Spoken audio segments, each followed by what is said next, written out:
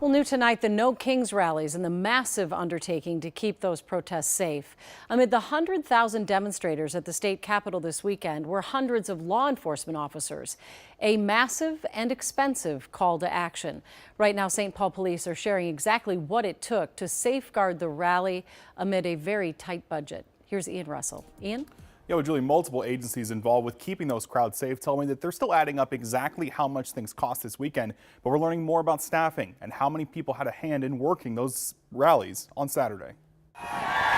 Tens of thousands of people. This is probably one of our largest events we've had in St. Paul. Combined with hundreds of law enforcement. Partnering agencies were somewhere in the 200 to 300 range. Made for one day that St. Paul Police Senior Commander Jesse Molnar says couldn't have gone better. Best case scenario, yes sir. State Patrol estimates about 100,000 people attended Saturday's No Kings rally at the state capitol, one of the largest rallies that the city has ever seen.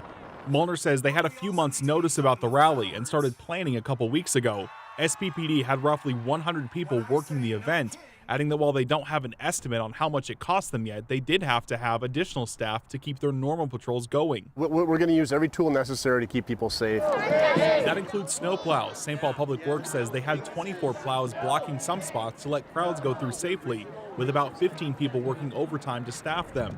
Local organizers tell me that they don't have cost estimates either, saying that the National No Kings organizers didn't provide that.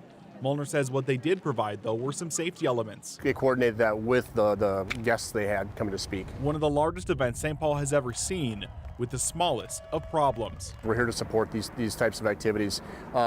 We get most of our intel, and we're able to build our plans more successfully when we get that cooperative effort on the front side.